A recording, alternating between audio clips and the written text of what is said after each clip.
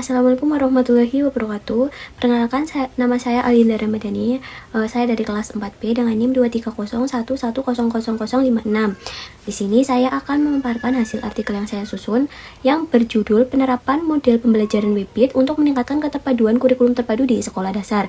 Nah, artikel ini disusun dilatar belakangi oleh kebutuhan pembelajaran yang terintegrasi, menyeluruh dan kontekstual di tingkat SD dengan 4 alasan utama, yaitu yang pertama pembelajaran di SD itu sering terfragmentasi, di mana pembelajaran ini diajarkan secara terpisah tanpa mengaitkan satu pelajaran dengan pelajaran yang lainnya. Nah, yang kedua ini siswa membutuhkan pendekatan pembelajarannya secara menyeluruh, di mana ketika guru mengajarkan materi dengan mengaitkan kehidupan nyatanya siswa atau hal-hal yang familiar di kehidupan siswa ini, siswa dapat lebih mudah memahami materi dan sehingga pembelajaran ini dapat berjalan secara lebih efektif lagi.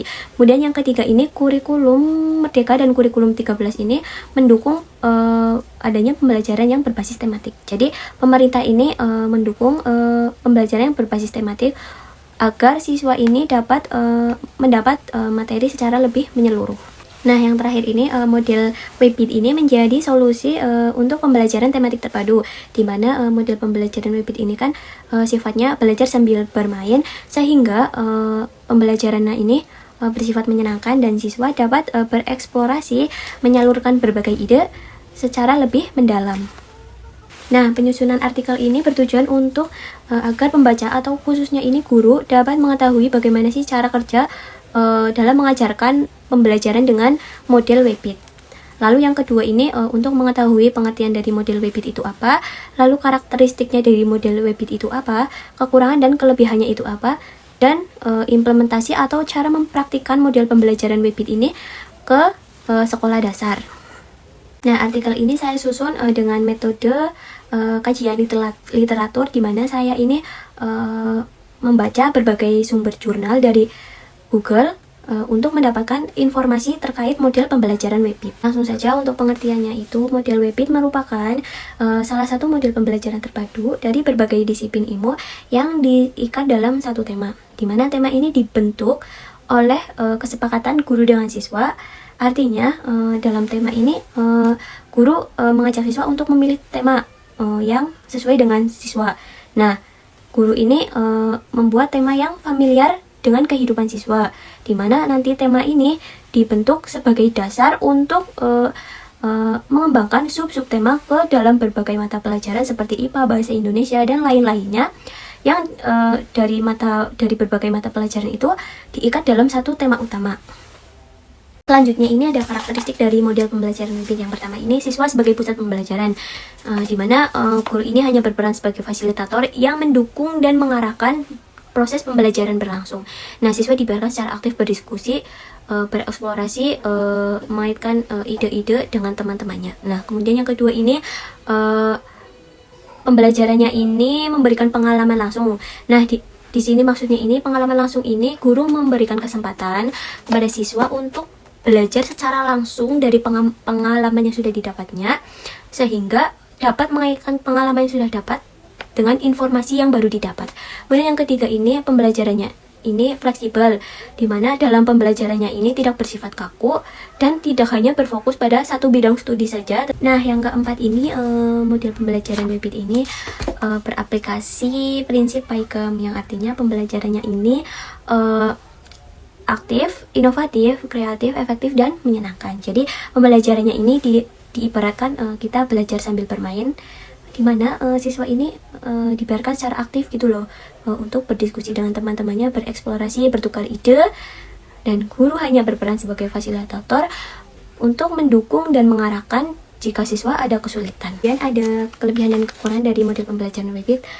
Untuk yang pertama kita akan membahas dari kelebihan model pembelajaran WebKit. Untuk yang pertama ini dalam pembelajarannya tema ditentukan atau disesuaikan dengan kebutuhan siswa. Artinya tema ini harus dibentuk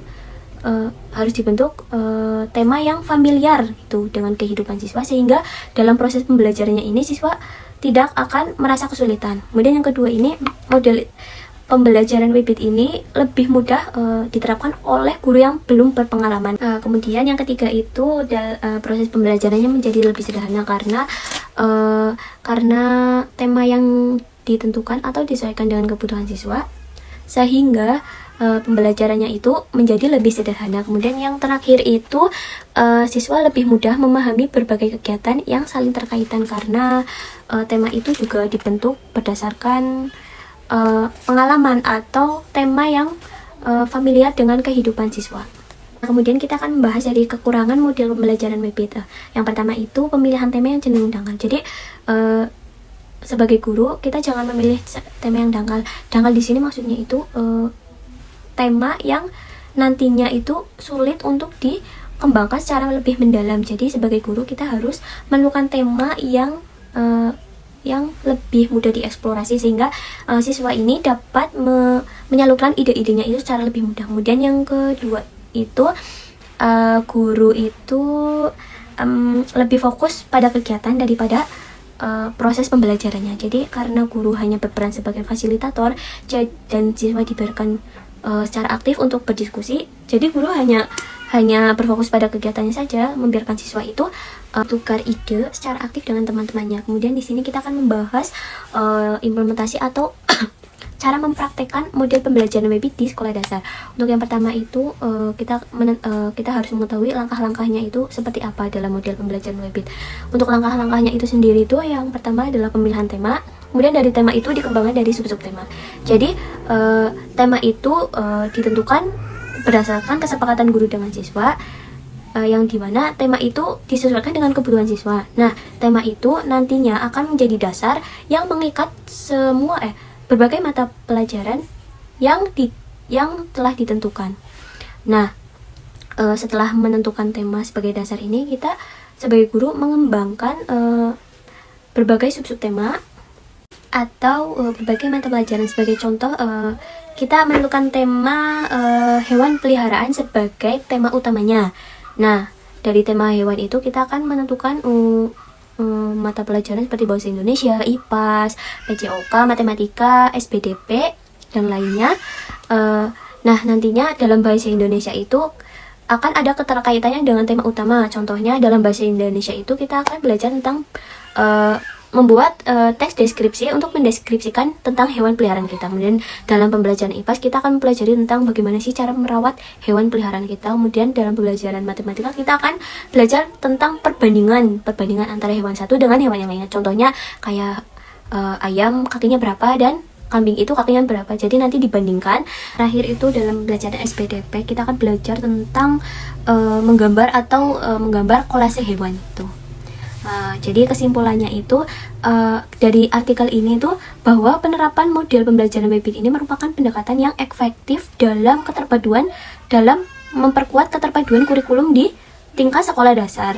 Dengan menggabungkan berbagai mata pelajaran dalam satu tema utama, model ini dapat menciptakan proses pembelajaran yang lebih menyeluruh.